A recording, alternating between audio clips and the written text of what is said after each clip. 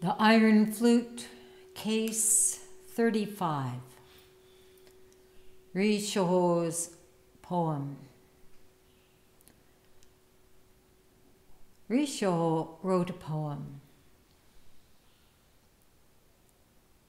For 30 years, I have lived in a hut on Mount Shiko, eating simple meals twice a day, climbing the hills and returning to my hut.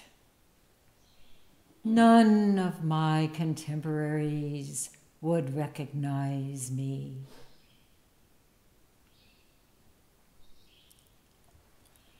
Nyogen Senzaki said, as a bird flies freely, leaving no trace in the air, so a Zen monk should live without leaving any impression. Buddha said, when a monk is at rest and at peace within, he is revered by others. He ought to avoid all entanglements. Like a solitary tree in the desert, where all the birds and monkeys gather, so it is with a monk who is encumbered by friends and admirers. Lao-tzu said, avoiding opposites, a sage manages tasks without doing and conveys instructions without speaking. Causing things to happen without acting, without claiming ownership, without expecting reward. The sage has power that is never jeopardized. Risho wished to live this way. One who accomplishes great work is indebted to unknown contemporaries. A monk who lives on a mountain for 30 years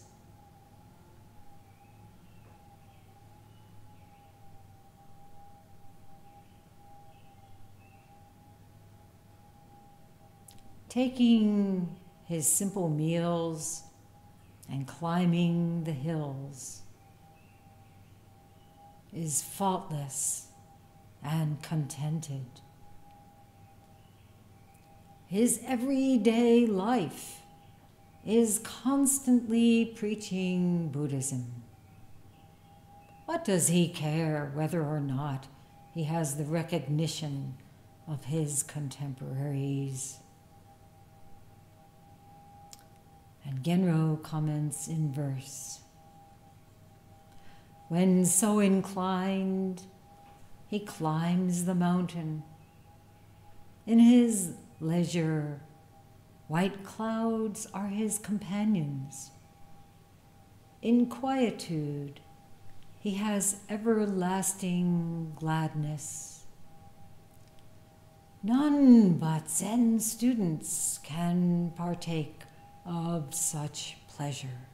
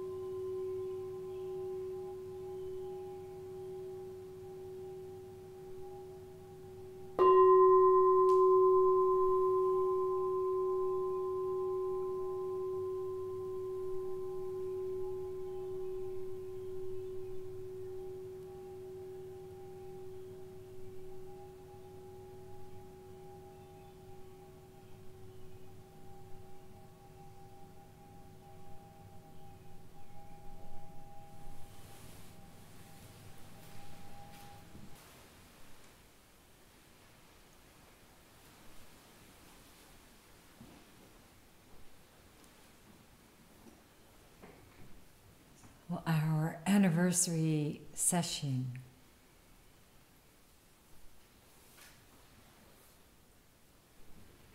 continues in its second day. Thank you for your great powers.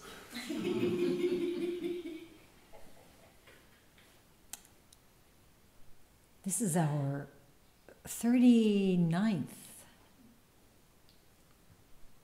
We will celebrate July 3rd and 4th. 39 years since the formal opening of International Dai Bosatsu Zendo. 30 for 30 years. Plus 9. 9 is the number of perfection in Chinese metaphysics.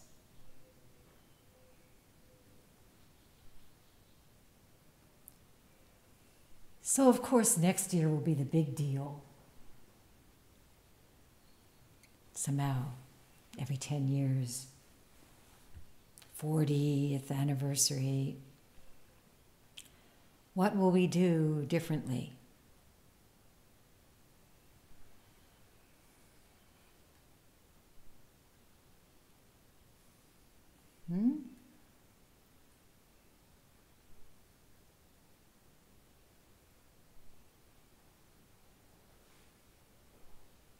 Zazen, kinhin, zazen, kinhin, zazen, kinhin, and a meal or two. Simple meals on this Mount Dai Bosatsu.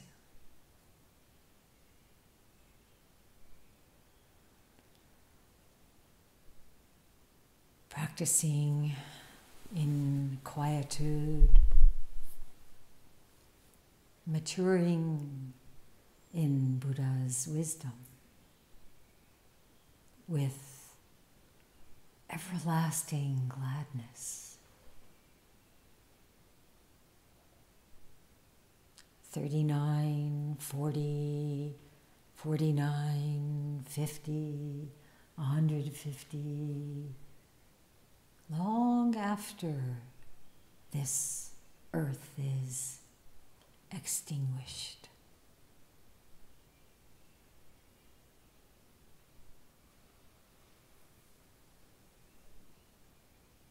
So just by chance, going through the iron flute sequentially on this first teisho of our anniversary session of 2015, we come to this case. And so appropriate to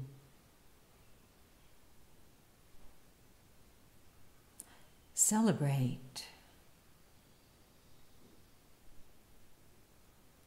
the relationship of our honorary founder, Soen Nakagawa Roshi, and Innen, deep connection founder, Nyogen Senzaki,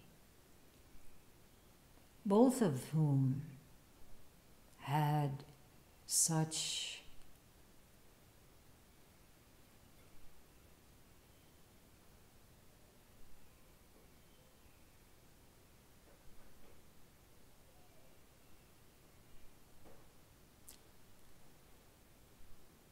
way of practice, so very much like this Risho.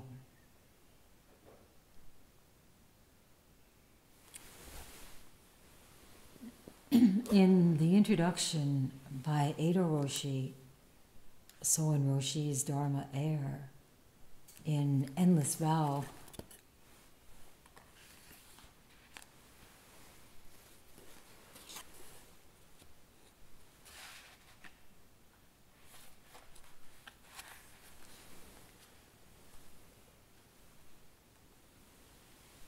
just to look at Soen Roshi, you must feel this everlasting gladness, yes? He is so expressing this.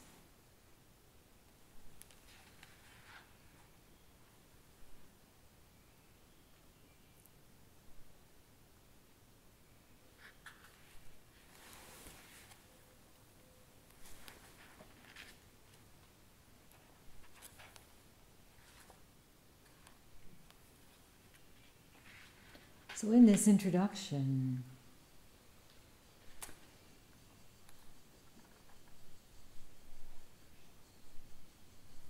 Edo Roshi writes about the Daibosatsu mandala and how this building and this establishment came into being.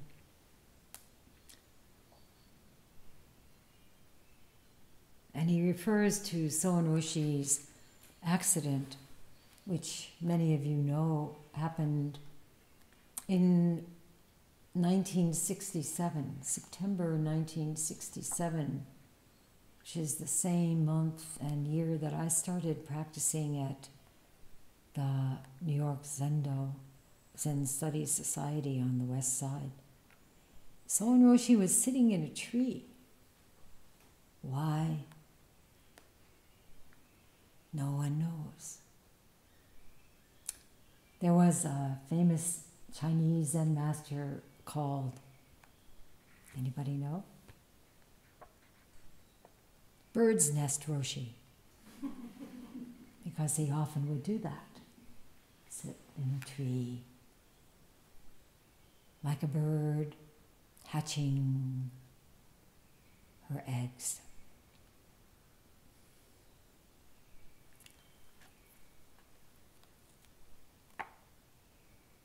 Come into being, come into being. No one knows quite why Soen Roshi was sitting up there. Edo Roshi surmised that perhaps because he knew that there were going to be encroachments in the land around Ryutakaji, the temple of which he was abbot, he was trying to survey and see just where these new buildings were planned to be put up, and he had been doing fundraising to try to prevent the land from being taken for this project. In any case, he fell, and he was found days later with a sharp pointed piece of bamboo in his skull. And it was so dangerously close to a certain part of the brain, they could never remove it. And from that moment on, he suffered terribly from pain in his head. And Edo Roshi wrote, Soen Roshi's accident, ordinarily viewed as negative or unfortunate, can be seen as part of the Daibosatsu mandala. From this point of view, it was necessary. Soen Roshi often said that we are all being danced, and that he was one of the dancers of pain. His suffering encouraged others who faced great suffering to continue and to become emancipated through self-realization.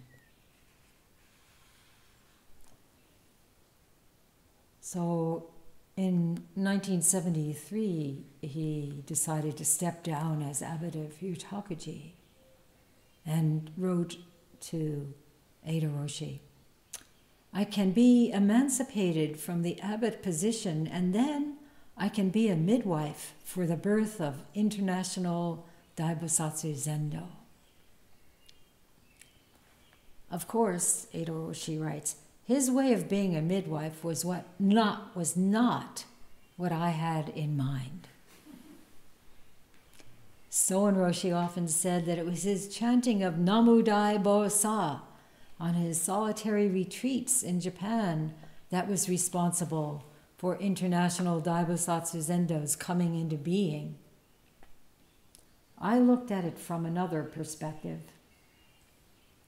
When I was building Daibosatsu Zendo in the remote Catskill Mountains of New York, I found that my monastery training had not prepared me to deal with labor unions, banks, prime rates, the gasoline shortage, architects, or fundraising. All of these skills I had to learn in a foreign country, in a foreign language. There were times when I was quite overwhelmed and almost gave up.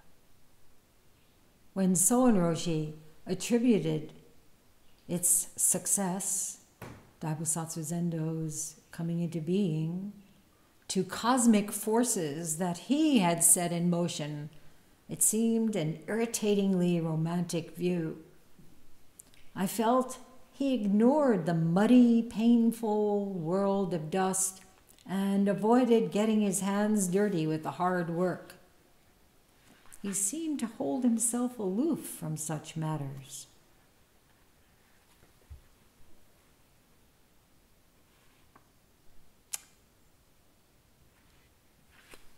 I certainly know what Edo Roshi meant.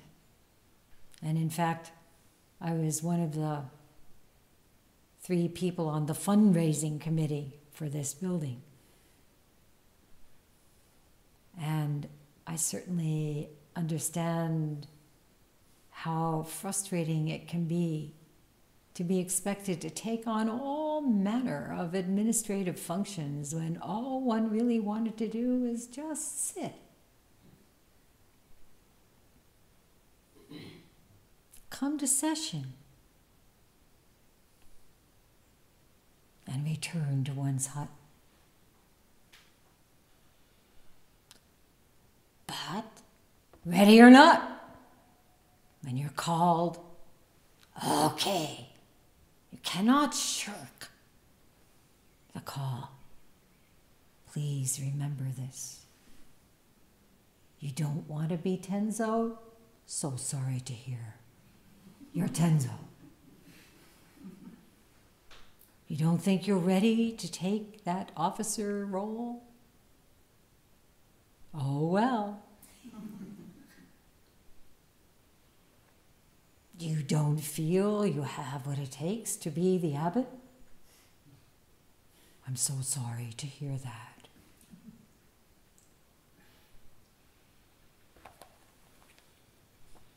So in Roshi, this cosmic being, this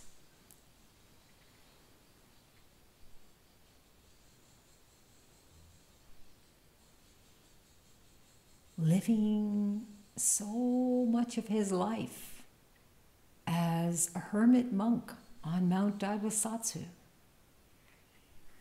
and his dear friend Nyogen Senzaki, the mushroom monk, the inconspicuous bodhisattva who said, "My wish as a Buddhist monk is to have no permanent place to stay, but to be like a lone cloud floating freely in the blue sky. I am really a mushroom without a very deep root, no branches, no flowers, and probably no seeds. Just sitting day by day, a stranger in this strange land, working, teaching when he could, and confronted continually by anti-Asian racism, violence, and always quoting the Bodhisattva never despise from the Lotus Sutra. When hit by sticks and stones, just saying, one day you too will become a Buddha.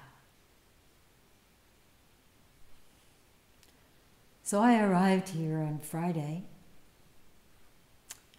and it was a historic day. Some of you may not have had any awareness of the news, so I will tell you. The Supreme Court upheld marriage rights across the land, upheld civil rights in housing,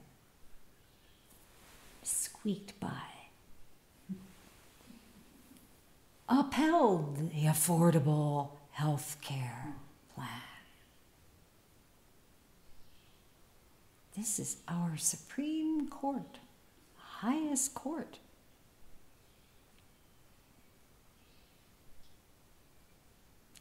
And our President Obama courageously continuing for 2 terms in the face of right-wing onslaughts, incredible racism,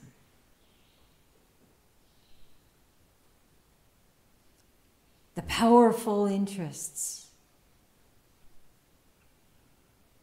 the 3 poisons, greed, anger, and folly, and day by day, patiently keeping on, quietly, not causing any direct confrontation, but never giving up. Sound familiar?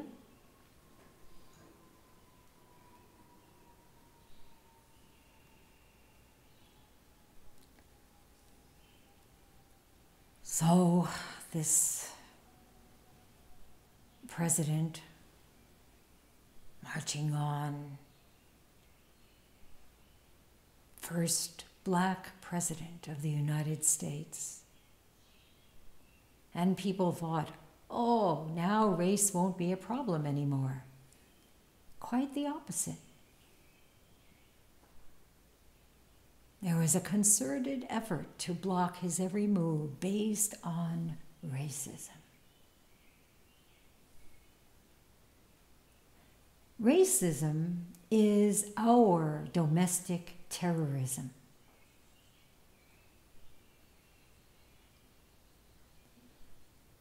People like Dylan Storm Roof are educated by powerful forces in this country.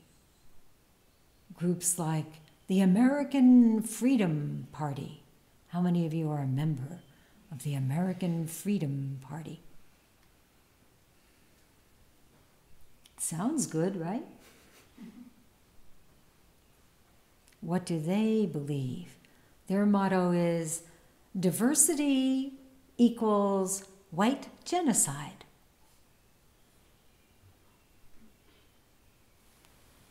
And of course, they work closely with the European far-right movement,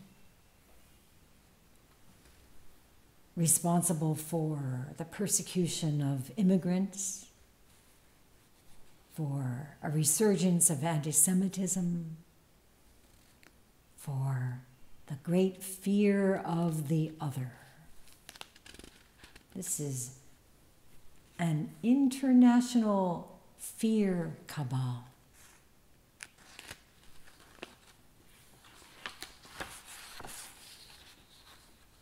I read Charles Blow in the New York Times statement. Racism is to social progress what cockroaches are to nuclear fallout extraordinarily resilient.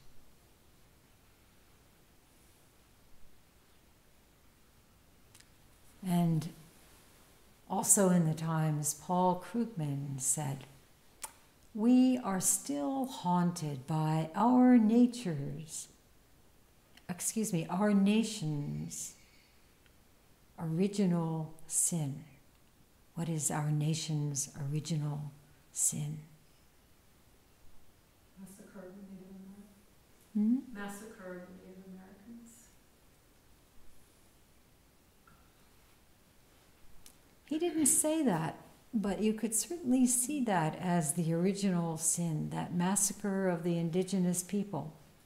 So we have two, right? Slavery. You must write to Paul Krugman and say you forgot one. But he, in discussing this problem of racism, was speaking of slavery. So we had 9 people killed by one white supremacist, one terrorist, and they gave their lives. We might question that term, certainly not willingly, but they became martyrs because something changed in our country when they were killed. There was a new feeling that this cannot go on. And I have no doubt but that those 9 martyrs in some subtle way influenced the Supreme Court in its decisions. What were the families of those 9 people? What was their immediate response? Forgiveness. Forgiveness.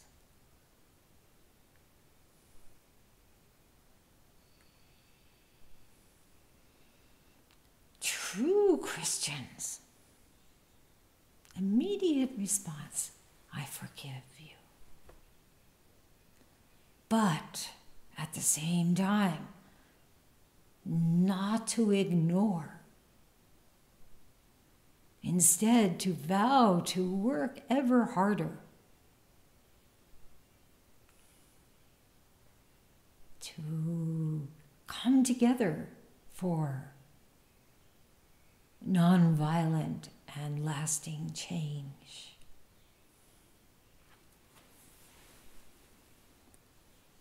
Many of you remember Bob Dylan's song, "The Times They Are A-Changin'," which he came out with during a period of great tumult, the anti-war movement, anti-establishment activity, civil rights activity.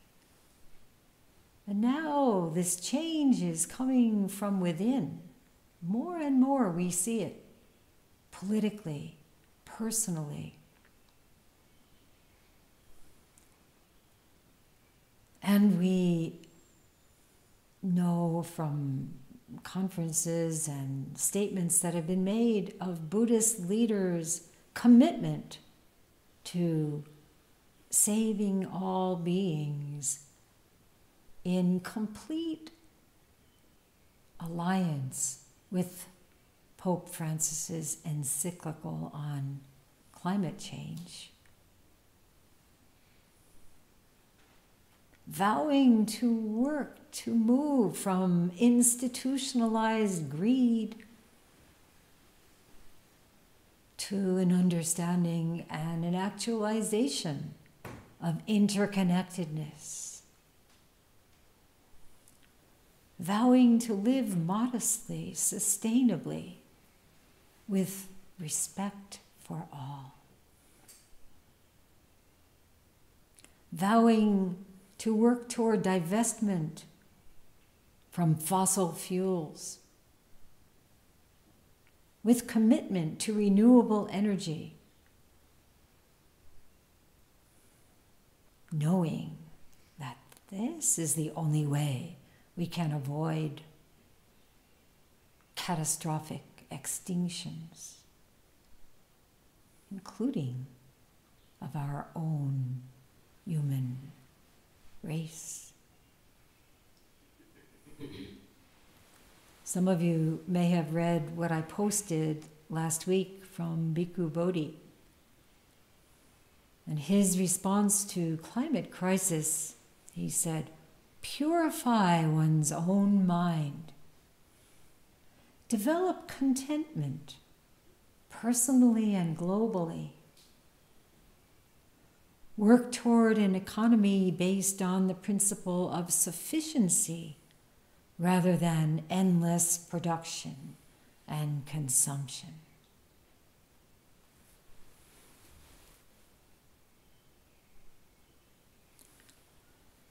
A friend and neighbor wrote me. She's suffering from the end stage of metastatic cancer. And she said, the best moment of the week, Obama breaking into Amazing Grace. And she said, emblematic of this small, very wonderful moment that demonstrates the possibilities of being our better selves. From the absent Confederate flag to marriage equality, to keeping alive the baby steps of affordable health care, to Pope Francis on climate change.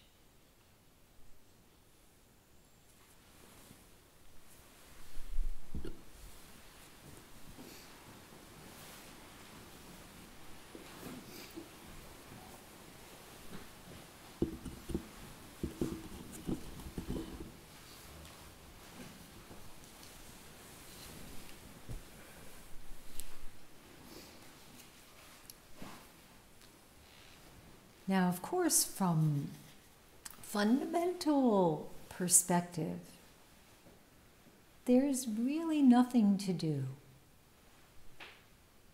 There is no need for any movement or action. Everything is transitory. Everything is impermanent. Certainly all of us, all the beings around us, this planet is just a moment.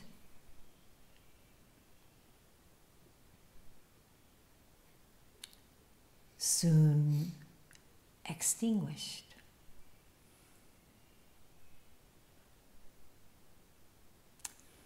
And from this perspective, all times are end time.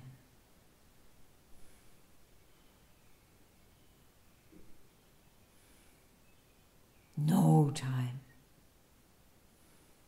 Being time.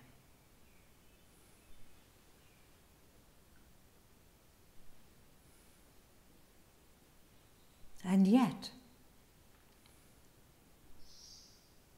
because we come from this fundamental perspective, we do act. We do see our responsibility as bodhisattvas. However innumerable all beings are, right? I vow to save them all. This is impossible. Because it's impossible, we vow. No guaranteed outcome. To do our utmost. Here, now, in this very life. You all know, I'm sure, that story about the starfish, right? Man walking on the beach. Anybody doesn't know? I'll tell it if you don't know. Someone is walking along on the beach, picking up starfish, throwing it into the ocean. The whole beach is littered with starfish. He wants to return them to the water before they perish in the hot, dry sun. Someone else comes along and sees him doing this, bending down, and he says, "What difference can you possibly make? Why do you keep doing this?" And the man says, "Difference? It makes a difference to this one."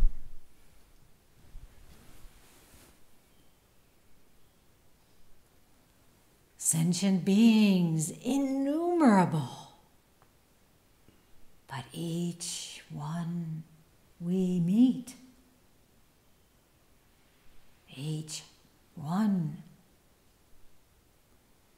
drying up in the sun, we pick up and put back into the water. Isn't that what we're doing here? Cultivating this aspiration? Or did you think you just came to have some blissful zazen?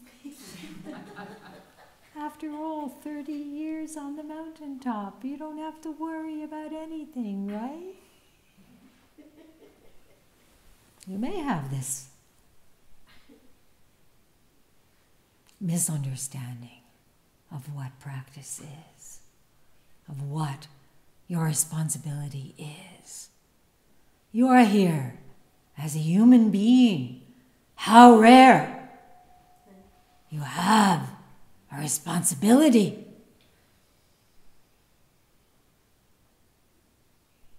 Next time, cockroach.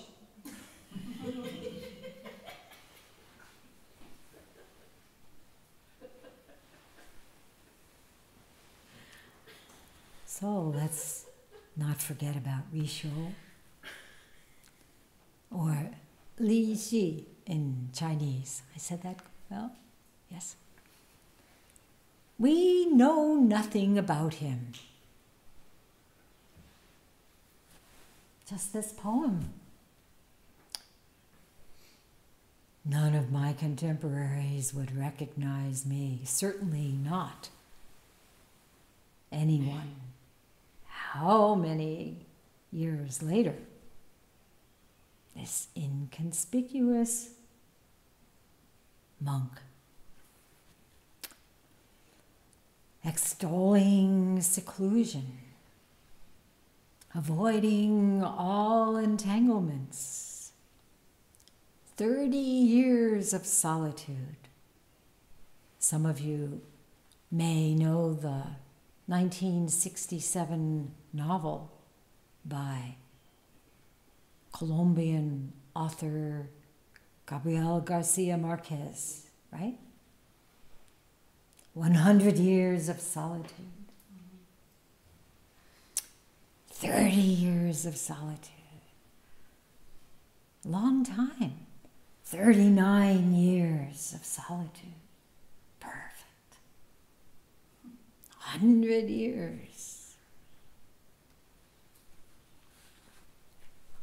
So he lived on this Mount Shiko. And our own time here, flash. Lifetime goes so fast. 30 years, who will be still here? Raise your hand if you think you will still be here in 30 years.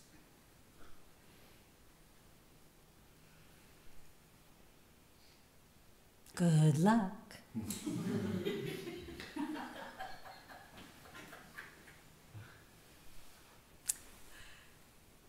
Climate change. Prediction now is human race will be gone in 30 years, more or less. Unless we get busy with the starfish.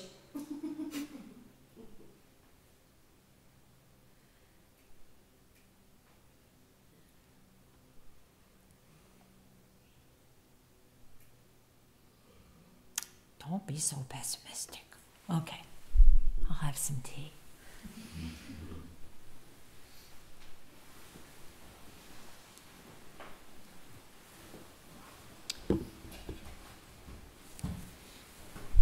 So this living in a hut on a mountain, or coming to session, or spending some weeks as an intern, or some years as a resident, it goes against the grain of our social expectations, of our society. And even for Risho, it was going against the grain of his contemporaries' expectations, even then. So what are we doing here? What was he doing? You might say, getting real. Finding out truly, what is freedom?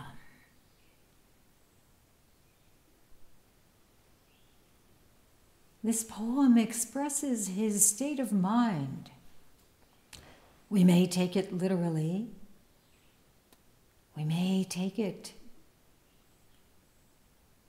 with deep questioning. Where is this hut to which he returned? What is climbing and returning? Climbing with no seeking mind, returning empty-handed, having gained not a thing. But we may also, looking at it as literal description of his life, we may also wonder, what were his first years there like?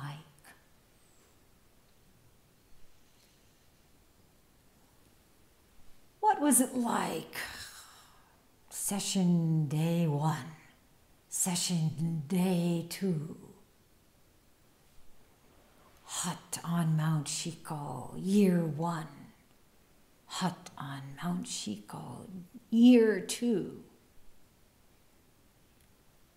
Staying here mostly alone during the winter. Myoho pledged she would write me an email every day so I would know she was still alive. And first week's emails were very cheerful.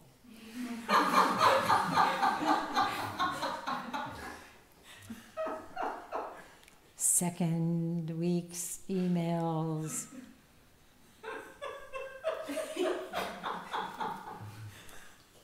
Seventh week's emails.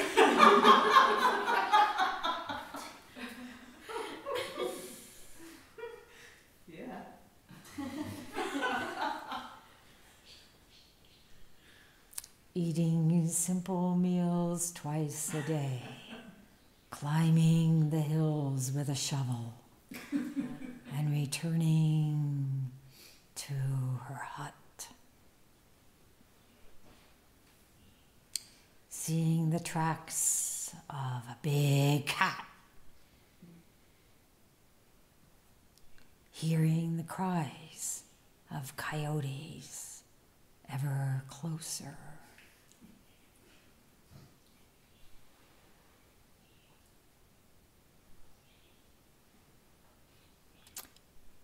I'm sure that Risho must have gotten discouraged.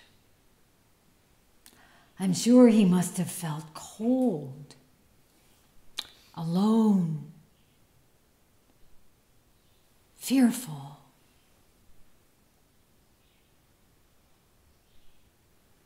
in great psychic pain.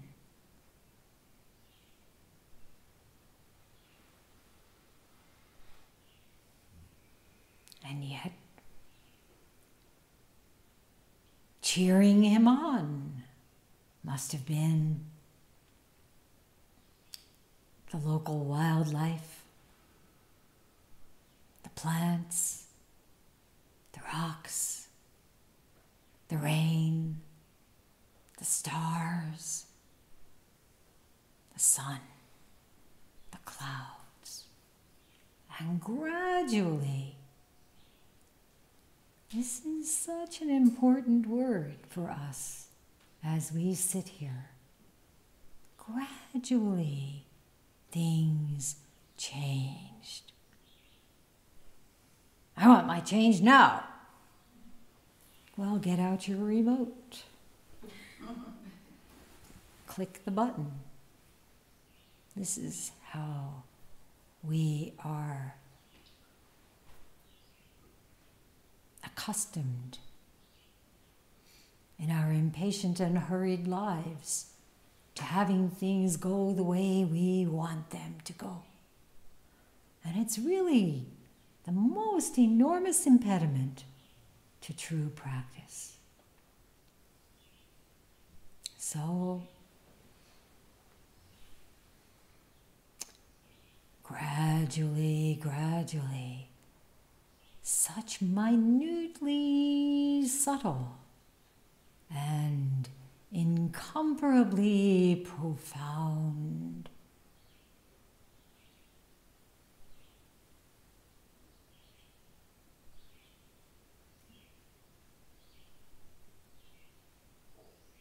change occurring. And coming to this point, for 30 years, I have lived in a hut.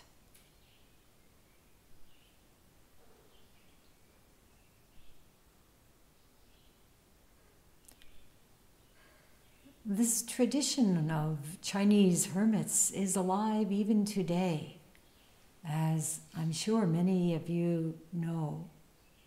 In the film Amongst White Clouds, how many of you have seen this wonderful film?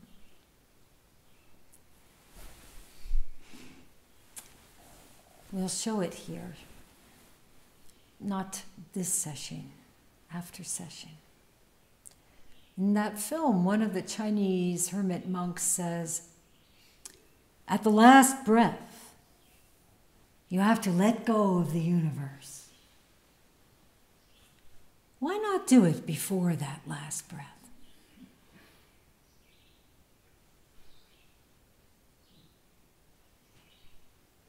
What is it to let go before that last breath?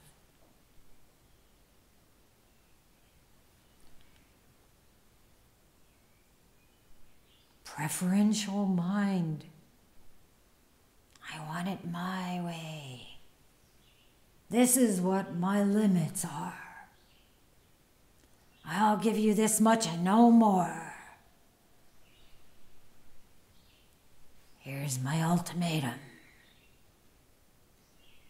Beyond that, I will not have any of it. We walk around like that all the time. At least in session, we start to see how common this is. And we can say, what? Really? This is what it means to be human?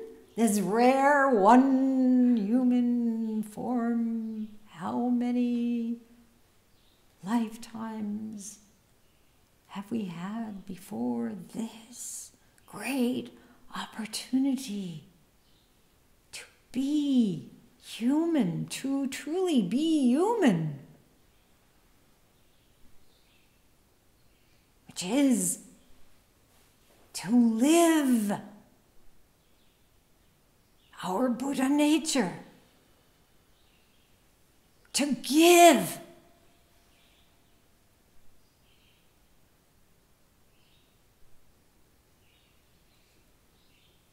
If we cannot give, what's the point?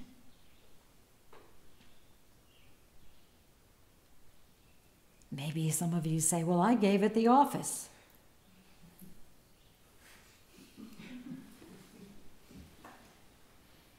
Did you ever hear that one?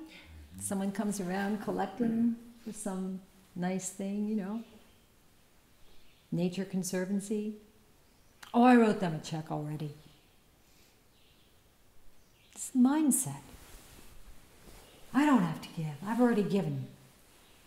It's every breath, every moment. We are called to be fully human, fully Buddha, to let go of everything. Why not do it before the last breath? You'll be so much happier, lighter. To let go of every preference, every entanglement, everything that you've come to rely upon as what? The self. Well, this is who I am, and here are my limits. What a way to live.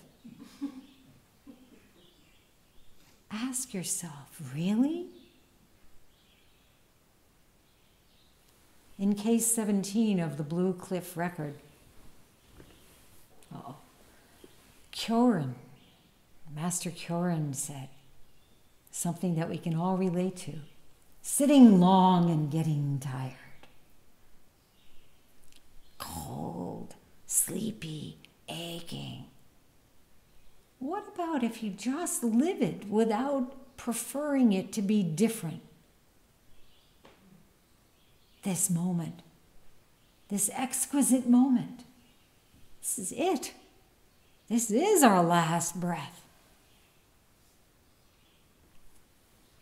Cannot be otherwise. When we really get that, then there's nothing wrong. There's nothing to worry about. There's nothing to hold on to. There's nothing to plan for. Then what? Then whatever we meet, we offer ourselves.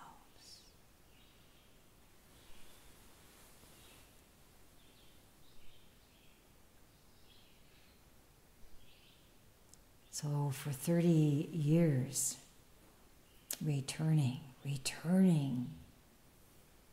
30 breaths, returning to this one. Each of us here in our own hut. Nyogen Senzaki called his floating zendo. Like, he said, like a snail carrying its shell. We're all here in this shell. Risho is climbing the hills.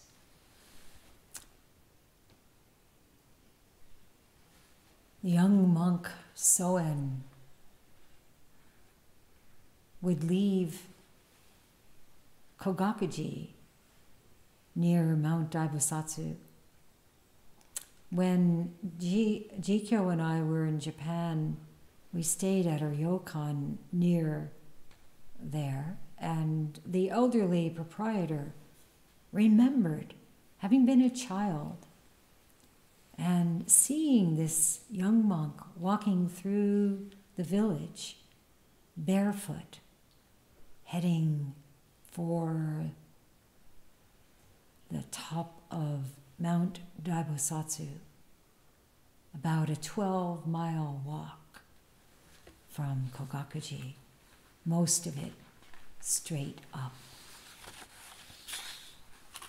He knew he had to do this.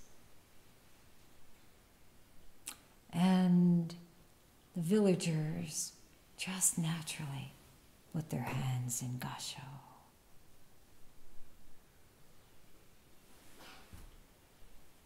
So practicing this way, the Soen Roshi moved from the mountain back to the monastery, back to the mountain, and then to Ryutakaji, and still doing solitary retreats. And how ironic that he was then thrust into becoming the abbot at the age of 45 in 1951. Having to take that mantle on. But because of his practice of living in a hut, climbing the hills and returning, he could lead without leading. He could teach without teaching. At Ryutakaji and all over the world, climbing and returning. He said, if you cannot return home, yourself is not your true self. Only when you fully arrive and return can you abide at ease. And Senzaki quotes Lao-tzu. Lao-tzu over and over used this phrase, wei wu wei. Doing, not doing. Acting without acting. And Rinzai used the term buji.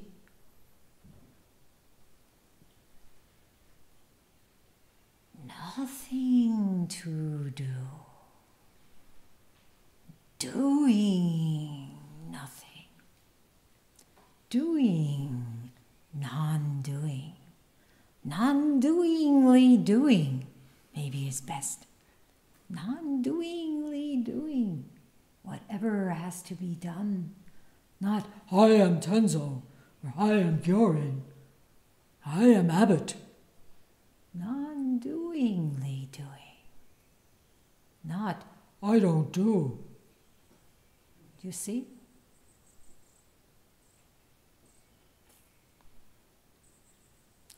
Risho is faultless and contented. No claim to fame, of course. Unknown, unrecognized, inconspicuous.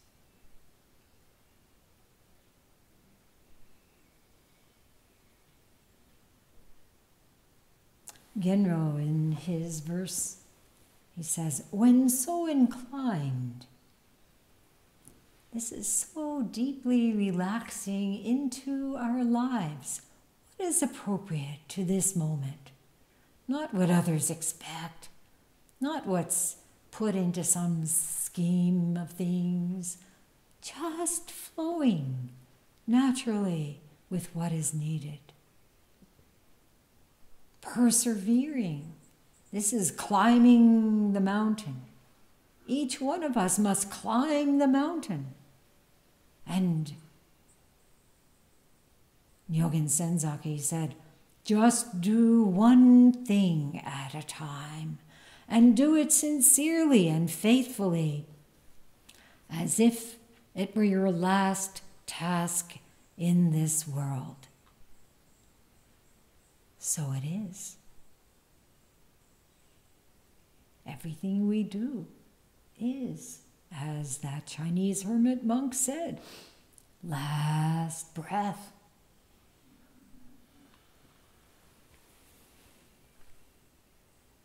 So the climbing, not just this mountain trail of Mount Shiko or Mount Daibasatsu, But whatever it is that we find ourselves needing to do, being called to do, whether it's working to bring attention to the crucial issues of our time, tending tenderly to beings who need our support, finishing college, doing your very best, even though there is nothing to do. Don't get stuck in no self. Don't get stuck in emptiness, bliss of Zazen. Don't think there's a way out of responsibility.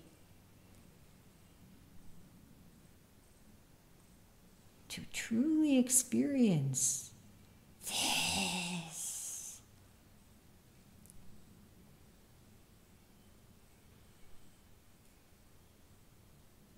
is to take whatever comes sincerely and faithfully, as if it were your last task in the world.